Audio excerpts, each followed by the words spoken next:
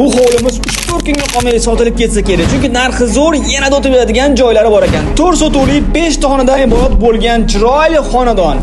Kirib bemalol mazza qilib yashashga sharoitlari, yangi remontlari qilib qo'yilgan. Hurmatli mijozlar, 140 kvadrat metrli bu xonadonimiz Toshkent shahar Bektemir tumanida joylashgan bo'lib, mazza qilib oilangiz bilan yashash uchun sharoitlari qilingan. Narxi bo'lsa sizni hayron qoldira oladi.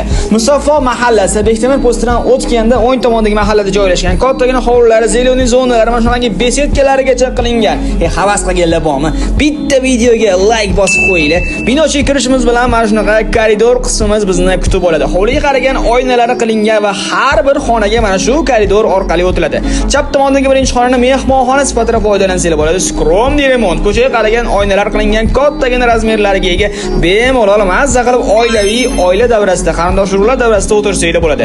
Bu tomonda yotoqxonalarimiz qilingan, farzandinglar uchun yotoqxona qilib bersanglar bo'ladi. Bu yerda ota-onalar yotoqxonasi, ko'chaga qaragan oynalari qilingan ekan. Bu mahallada boshqa yangi qurilgan hovlilarni ham reklama qilganmiz. Ko'rdinglarmi derazadan? Hurmatli mijozlar, bu yerda umumiy sanuzellarni ko'rishinglar mumkin. Sharoitlari juda ham zo'r.